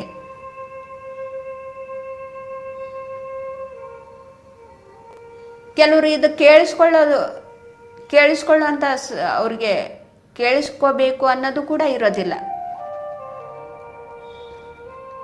ಯಾರು ನೋಡ್ತಾ ಇರ್ತಾರೆ, ಯಾರು ಸೇವೆ ಮಾಡ್ತಾ ಇರ್ತಾರೆ, ಯಾರು ಕೇಳಿಸ್ಕೊಳ್ತಾ ಇರ್ತಾರೆ, ಯಾರು ಮಾತಾಡ್ತಾ ಇರ್ತಾರೆ, ಎಲ್ರಿಗೂ ಕೂಡ ಇದು ಲಾಭ ಇದೆ.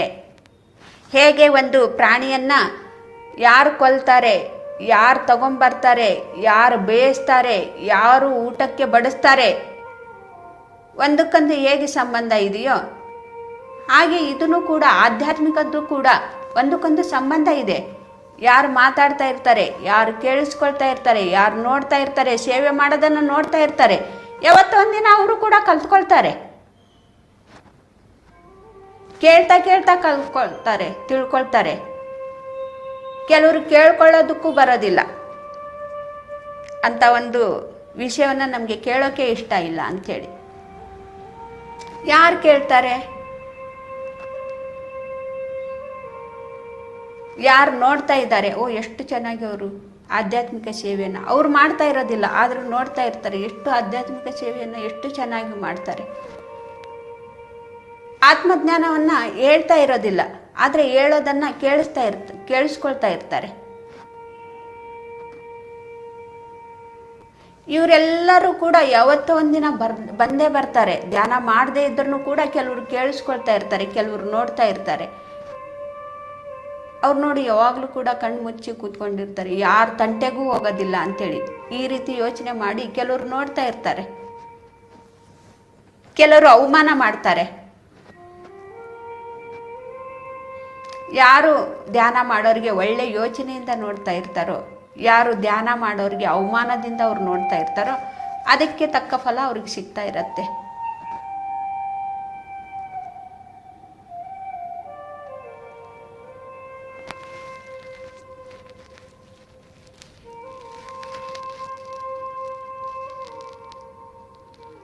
ನಾವು ಕಣ್ಣು ಮುಚ್ಚಿ ನಮ್ಮ ಉಸಿರು ಎಂಬ ಗುರುವಿನ ಜೊತೆಗಿದ್ದು ನಾವು ಕರ್ಮ ಸಿದ್ಧಾಂತದ ಬಗ್ಗೆ ನಾವು ತಿಳ್ಕೊಳ್ತಾನೆ ಇರಬೇಕು. ಏನು ಮಾಡೋದ್ರಿಂದ ನಮ್ಗೆ ಏನು ಸಿಗತ್ತೆ. ಎಷ್ಟೋ ಜನ್ಮಗಳಿಂದ ನಾವು ಹೀಗೇನೆ ಬಂದಿದ್ದೀವಿ. ಮತ್ತೆ ನಾವು ಮುಂದೆ ಹೋಗಬೇಕು. ಭಗವಂತನ ಒಂದು ಸಂಘದಲ್ಲಿದ್ದು ಭಗವಂತ ಏನು ಮಾಡ್ತಾ ಇದ್ದಾರೆ, ನಾವು ಕೂಡ ಅದನ್ನು ಕಲಿಬೇಕು, ನಾವು ಕೂಡ ಅದನ್ನು ಮಾಡಬೇಕು. ಈ ಶರೀರದಲ್ಲೇ ಇದ್ಕೊಂಡು ನಮ್ಮ ಪಾಪಕರ್ಮವನ್ನು ನಾನು ಕಳ್ಕೋಬೇಕು. ಮತ್ತೆ ಅದು ಮುಂದಿನ ಜನ್ಮಕ್ಕೆ ಅದು ನಾವು ತಗೊಂಡು ಹೋಗಬಾರ್ದು. ಇಲ್ಲೇ ಈ ಜನ್ಮದಲ್ಲೇ ನಾವು ಶುದ್ಧಿ ಮಾಡ್ಕೋಬೇಕು. ನಮ್ಗೆ ಇವಾಗ ಗೊತ್ತಾಗಿದೆ, ಧ್ಯಾನವನ್ನು ಮಾಡಿದ್ದೀವಿ, ಮಾಡ್ತಾ ಇದ್ದೀವಿ. ಯಾವ ಒಂದು ಜನ್ಮದಲ್ಲಿ ನಾವು ಎಂಥ ಒಂದು ಕರ್ಮ ಮಾಡಿದ್ದೀವಿ, ಈ ಜನ್ಮದಲ್ಲೇ ನಾವು ಎಷ್ಟೋ ಕರ್ಮಗಳನ್ನು ಮಾಡಿದ್ದೀವಿ, ಎಷ್ಟೋ ಪಾಪಕರ್ಮಗಳನ್ನು ನಾವು ಮಾಡಿದ್ದೀವಿ ಈ ಜನ್ಮದಲ್ಲೇ. ಬೇರೆ ಯಾವುದೋ ಒಂದು ಜನ್ಮ ಅಲ್ಲ, ಈ ಜನ್ಮದಲ್ಲೇ ನಾವು ನೋಡ್ಕೊಳ್ಳೋಣ. ಎಷ್ಟೋ ಒಂದು ಪ್ರಾಣಿ ಹತ್ಯೆ ಮಾಡಿ ಚಿಕನ್ ಮಟನ್ ನಾವು ಎಷ್ಟು ದಿನಾಲೂ ಕೂಡ ಪಾಪ ಕೆಲಸದ ಮಾಡ್ತಾ ಇರ್ತೀವಿ. ಯಾವುದೋ ಒಂದು ಜನ್ಮದ ಬೇಡ, ಈ ಜನ್ಮದ ಕರ್ಮವನ್ನು ನಾವು ಶುದ್ಧಿ ಮಾಡ್ಕೊಳ್ಳೋಣ ಫಸ್ಟು. ಈ ಜನ್ಮದ ಪಾಪಕರ್ಮವನ್ನು ನಾವು ಶುದ್ಧಿ ಮಾಡ್ಕೋಬೇಕು. ಆಗ ಒಂದೊಂದೇ ಜನ್ಮದ ಪಾಪಕರ್ಮಗಳನ್ನೆಲ್ಲ ನಾವು ಶುದ್ಧಿ ಮಾಡ್ಕೊಳ್ತಾ ಇರ್ತೀವಿ.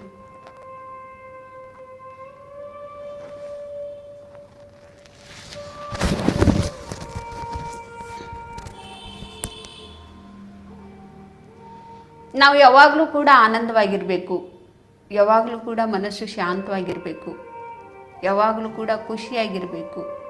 ಬೇರೆಯವ್ರಿಗೂ ಕೂಡ ಆನಂದವಾಗಿ ಇರೋದಕ್ಕೆ ಹೇಳ್ಕೊಡ್ಬೇಕು. ಕರ್ಮ ಸಿದ್ಧಾಂತದ ಬಗ್ಗೆ ನಾವು ತಿಳ್ಕೋಬೇಕು. ಇದು ಎಲ್ಲ ನಮಗೆ ಯಾವಾಗ ಬರುತ್ತೆ ಅಂದರೆ ಧ್ಯಾನ ಮಾಡೋದ್ರಿಂದ ಇದು ಎಲ್ಲ ನಮಗೆ ಬರುತ್ತೆ. ಧ್ಯಾನ ಮಾಡದೇ ಇದ್ದರೆ ನಾವು ಊಟ ಮಾಡೋದು, ಮಲ್ಕೊಳ್ಳೋದು, ಬೆಳಗ್ಲಿಂದ ಸಾಯಂಕಾಲವರೆಗೂ ಮಾಡಿ ಏನು ಮಾಡಿರ್ತೀವಿ ಅದು ಊಟ ಮಾಡೋದು, ರಾತ್ರಿ ಆದರೆ ಮಲ್ಕೊಳ್ಳೋದು, ಇಷ್ಟೇ ನಮಗೆ ಕೆಲಸ ಇರುತ್ತೆ. ಮತ್ತು ನಮ್ಮ ಪಾಪಕರ್ಮಗಳು ಕಡಿಮೆ ಆಗಬೇಕು ಅಂದರೆ ಹೇಗೆ ಸಾಧ್ಯ ಆಗತ್ತೆ? ನಮ್ಮ ಕಾಯಿಲೆ ವಾಸಿ ಮಾಡ್ಕೋಬೇಕಂದ್ರೆ ಹೇಗೆ ಸಾಧ್ಯ ಆಗತ್ತೆ? ನಾವು ಜನ್ಮರಾಹಿತ್ಯ ಜೀವನ ಮಾಡ್ಕೋಬೇಕಂದ್ರೆ ಹೇಗೆ ಸಾಧ್ಯ ಆಗುತ್ತೆ? ಸಾಧ್ಯ ಆಗೋದಿಲ್ಲ ಫ್ರೆಂಡ್ಸ್. ಸಾಧನೆಯನ್ನು ಮಾಡಬೇಕು. ಉಸಿರು ಎಂಬ ಗುರುವಿನ ಜೊತೆಗೆ ಇದ್ದು ನಮ್ಮ ಜೀವನಕ್ಕೆ ನಾವೇ ಸೃಷ್ಟಿಕರ್ತರಾಗಬೇಕು. ಈ ಜೀವಾತ್ಮವನ್ನು ಸೃಷ್ಟಿ ಮಾಡಿದಂಥ ಆ ಪೂರ್ಣಾತ್ಮ ಈ ಲೋಕವನ್ನೇ ಸೃಷ್ಟಿ ಮಾಡೋದಂಥ ಶಕ್ತಿಯನ್ನು ಪಡ್ಕೊಂಡಿರೋರವರು. ಎಷ್ಟೋ ಆತ್ಮಗಳಿಗೆ ಸೃಷ್ಟಿ ಮಾಡಿದ್ದಾರೆ. ಮತ್ತು ನಮ್ಮ ಜೀವನ ನಮಗೆ ಯಾವ ರೀತಿ ಬೇಕು ಆ ರೀತಿ ಸೃಷ್ಟಿ ಮಾಡಿಕೊಳ್ಳುವಂಥ ಶಕ್ತಿ ನಮಗಿದೆ. ನಮ್ಮ ಜೀವನಕ್ಕೆ ನಾವೇ ಸೃಷ್ಟಿಕರ್ತರು. ನಮ್ಮ ಕಾಯಿಲೆಗೆ, ನಮ್ಮ ಸಮಸ್ಯೆ ನಾವೇ ಪರಿಹಾರ ಮಾಡ್ಕೊಳ್ಳೋದನ್ನು ಕಲ್ತ್ಕೋಬೇಕು. ನಮ್ಮಿಂದನೇ ಇದು ಶುರು ಮಾಡ್ಕೋಬೇಕು. ನಾವು ಬೇರೆಯವರಿಂದಲ್ಲ, ನಮ್ಮಿಂದನೇ ನಾವು ಶುರು ಮಾಡ್ಕೋಬೇಕು. ಬೇರೆಯವ್ರ ಮೇಲೆ ಪ್ರಯೋಗ ಮಾಡೋದಲ್ಲ, ನಮ್ಮಿಂದನೇ ನಾವು ಪ್ರಯೋಗ ಮಾಡ್ಕೋಬೇಕು. ನಾನು ಎಷ್ಟರ ಮಟ್ಟಿಗೆ ಈ ಧ್ಯಾನವನ್ನು ಮಾಡ್ತಾ ಎಷ್ಟು ಒಂದು ಜ್ಞಾನವನ್ನು ನಾನು ಪಡ್ಕೊಂಡಿದ್ದೀನಿ, ಎಷ್ಟು ಶಕ್ತಿಯನ್ನು ನಾನು ಪಡ್ಕೊಂಡಿದ್ದೀನಿ. ನನ್ನ ಮೇಲೆ ನಾನೇ ಪ್ರಯೋಗ ಮಾಡ್ಕೋಬೇಕು, ಬೇರೆಯವ್ರ ಮೇಲೆ ಅಲ್ಲ. ಬೇರೆಯವ್ರ ಮೇಲೆ ದೌರ್ಜನ್ಯ ಮಾಡೋದಲ್ಲ, ಅತ್ಯಾಚಾರ ಮಾಡೋದಲ್ಲ, ಹಿಂಸೆ ಕೊಡೋದಲ್ಲ. ಆ ಒಂದು ಹಿಂಸೆಯ ದೌರ್ಜನ್ಯ ಅತ್ಯಾಚಾರದಿಂದನೇ ನಾವು ಇವಾಗ ಇನ್ನೂ ಅನುಭವಿಸ್ತಾ ಇದ್ದೀವಿ. ಮತ್ತೆ ಬೇರೆಯವ್ರ ಮೇಲೇ ನಮ್ಮ ದೃಷ್ಟಿ ಎಲ್ಲಿರಬೇಕು? ನಾವು ಯಾರನ್ನು ನೋಡಬೇಕು? ನಮ್ಮನ್ನು ನಾವು ನೋಡ್ಕೋಬೇಕು. ನಮ್ಮ ಒಳಗಡೆ ನಾವು ಪ್ರಯಾಣ ಮಾಡಬೇಕು. ನಮ್ಮ ಜೀವನಕ್ಕೆ ನಾವೇ ಸೃಷ್ಟಿಕರ್ತರಾಗಬೇಕು. ಎಷ್ಟೋ ಒಂದು ಕರ್ಮದಿಂದ, ನಾವು ಪಾಪಕರ್ಮದಿಂದ ಎಷ್ಟೋ ಜನ್ಮವನ್ನು ನಾವು ಹೀಗೆ ಮಾಡ್ಕೊಂಡು ಬಂದಿದ್ದೀವಿ. ಆ ಕರ್ಮಗಳನ್ನೆಲ್ಲ ಶುದ್ಧಿ ಮಾಡ್ಕೊಳ್ಳೋದನ್ನು ನಾವು ಕಲ್ತ್ಕೋಬೇಕು.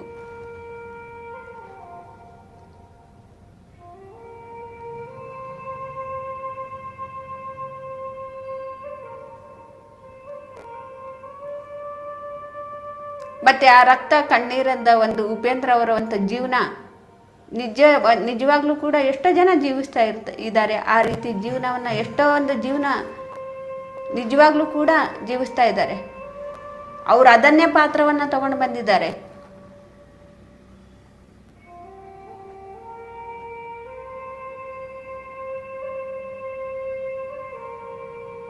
ಕೇವಲ ನಾವು ಪಿಕ್ಚರಲ್ಲಿ ಅದನ್ನು ನಾವು ಪಾತ್ರ ಅಂತ ಅಂದ್ಕೊಳ್ತೀವಿ. ನಿಜವಾಗ್ಲೂ ಕೂಡ ಪ್ರಾರಬ್ಧದಲ್ಲಿ ಅಂಥ ಪಾತ್ರವನ್ನು ತಗೊಂಡು ಬಂದಿದ್ದಾರೆ ಎಷ್ಟೋ ಜನ, ನಾವು ನೋಡ್ತಾ ಇರ್ತೀವಿ.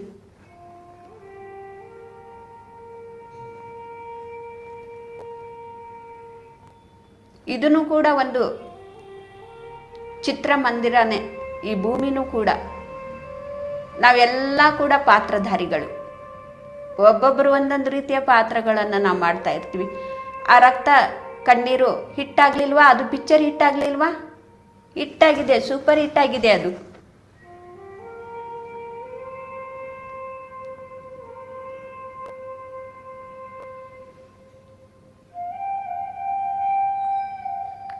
ಈ ಭೂಮಿ ಎಲ್ಲಿನೂ ಕೂಡ ಈ ನಾಟಕ ರಂಗದಲ್ಲಿ ಎಷ್ಟೆಷ್ಟೋ ಪಾತ್ರಗಳಿದೆ. ಒಬ್ಬೊಬ್ಬರು ಒಂದೊಂದು ರೀತಿಯ ಪಾತ್ರಗಳನ್ನು ನಾವು ತಗೊಂಡು ಬಂದಿದ್ದೀವಿ ಎಲ್ಲರೂ ಕೂಡ. ಮತ್ತೆ ಇಲ್ಲಿ ಆಶಯ ಪಡ್ಕೊಳ್ಳೋದೇನಿದೆ? ಅವ್ರ ಪಾತ್ರ ಅವ್ರು ಮಾಡ್ತಾ ಇದ್ದಾರೆ, ನಮ್ಮ ಪಾತ್ರ ನಾವು ಮಾಡ್ತಾ ಇದ್ದೀವಿ, ಇನ್ನೊಬ್ರ ಪಾತ್ರ ಇನ್ನೊಬ್ರು ಮಾಡ್ತಾ ಇದ್ದಾರೆ. ಅವ್ರಿಗೆ ತಮಾಷೆ ಮಾಡಿ ಗೇಲಿ ಮಾಡೋದೇನಿದೆ ಇಲ್ಲೇ?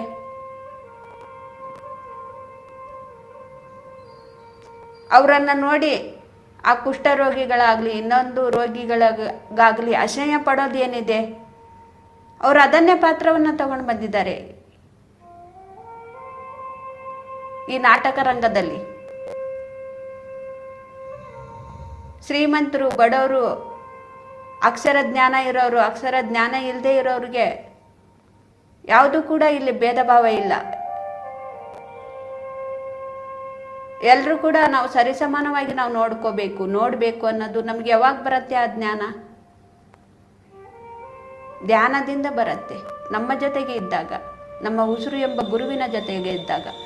ನಾನು ಅಂತ ಒಂದು ಪಾತ್ರಗಳನ್ನು ಯಾವುದೋ ಒಂದು ಜನ್ಮದಲ್ಲಿ ಮಾಡಿದ್ದೀನಿ, ಅವರು ಈ ಜನ್ಮದಲ್ಲಿ ಅವರು ತಗೊಂಡು ಬಂದಿದ್ದಾರೆ ಆ ಪಾತ್ರವನ್ನು. ಮತ್ತು ಅವರನ್ನು ನಾವು ನೋಡಿ ಅಸಹ್ಯ ಪಡಬಾರ್ದು.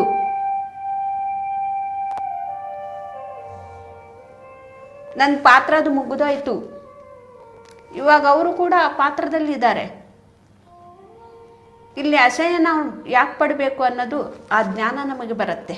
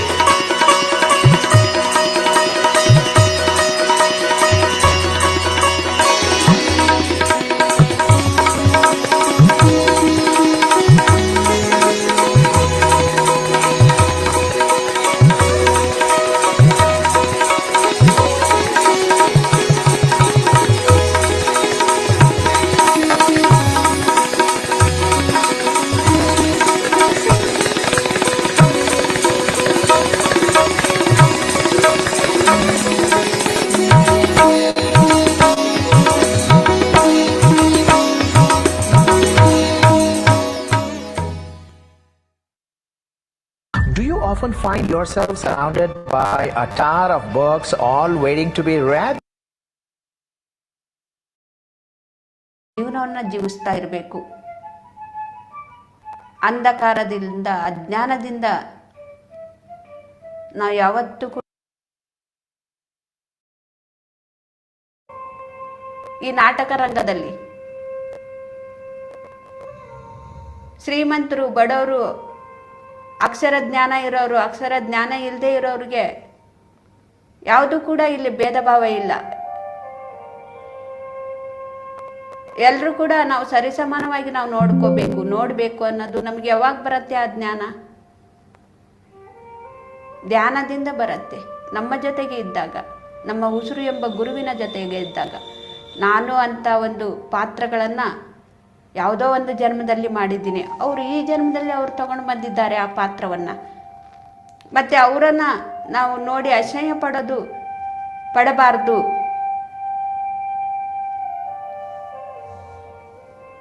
ನನ್ನ ಪಾತ್ರ ಅದು ಮುಗಿದೋಯ್ತು, ಇವಾಗ ಅವರು ಕೂಡ ಆ ಪಾತ್ರದಲ್ಲಿದ್ದಾರೆ,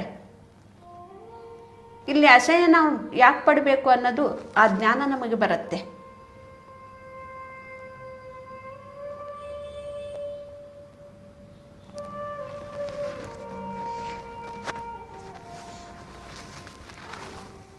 ಕೇವಲ 1 ನಿಮಿಷ ಸಹಜವಾಗಿ ನಡೆಯುತ್ತಿರುವ ಉಸಿರಾಟದ ಮೇಲೆ ಗಮನ ಇರಲಿ ಫ್ರೆಂಡ್ಸ್.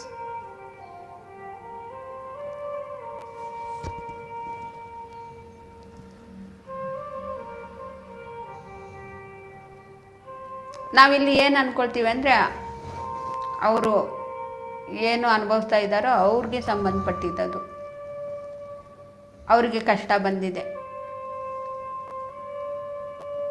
ಮತ್ತು ಇಲ್ಲಿ ಯಾರ ಪಾಪಕರ್ಮಗಳನ್ನು ನಾವು ಇಲ್ಲಿ ಮಾಡ್ತಾ ಇರ್ತೀವಿ, ಅವರು ಬೇರೆಯವರು ಅನುಭವಿಸೋದನ್ನು ನೋಡಿ ನಾವು ಕಲಿಬಹುದು. ಯಾವುದೋ ಒಂದು ಪಾಪಕ್ಕೆ ಪ್ರಾಯಶ್ಚಿತ್ತ ಅನುಭವಿಸ್ತಾ ಇದ್ದಾರೆ, ಅಂಥ ಪಾಪಗಳ ಕರ್ಮವನ್ನು ಮಾಡಿ ಎಷ್ಟು ಅನುಭವಿಸ್ತಾ ಇದ್ದಾನೆ ಅಂಥೇಳಿ ಅವರನ್ನು ನೋಡಿ ನಾವು ಕಲಿಬಹುದು. ಆದರೆ ನಾವು ಕಲ್ತ್ಕೊಳ್ಳೋದಿಲ್ಲ. ಪಾಪಿಷ್ಟ ಎಂಥ ಪಾಪ ಕೆಲಸ ಮಾಡಿ ಬಂದಿದ್ದಾನೆ, ಅನುಭವಿಸು ಅಂಥೇಳಿ ಬೈಕೊಳ್ತೀವಿ ಅವ್ರಿಗೆ. ನಾವು ಏನೂ ಕೂಡ ತಪ್ಪೇ ಮಾಡಿಲ್ಲ ಅನ್ನೋ ಥರ.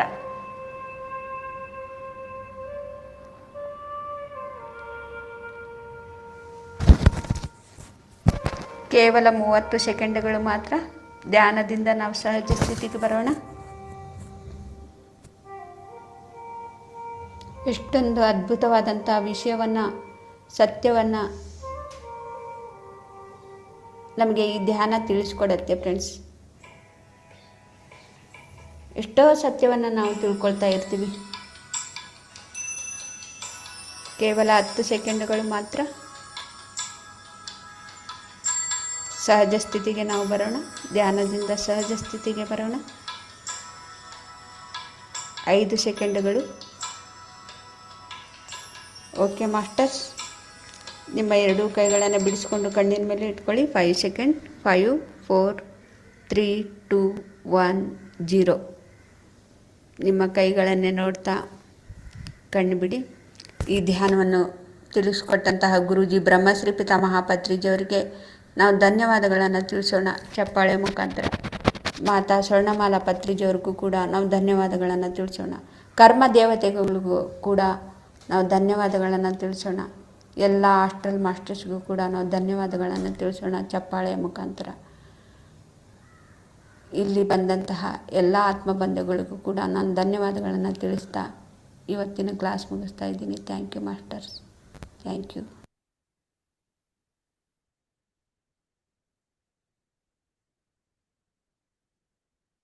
Thank you masters. ಈ ದಿನ ಜಾಯ್ನ್ ಆಗಿದಂತಹ ಎಲ್ಲರಿಗೂ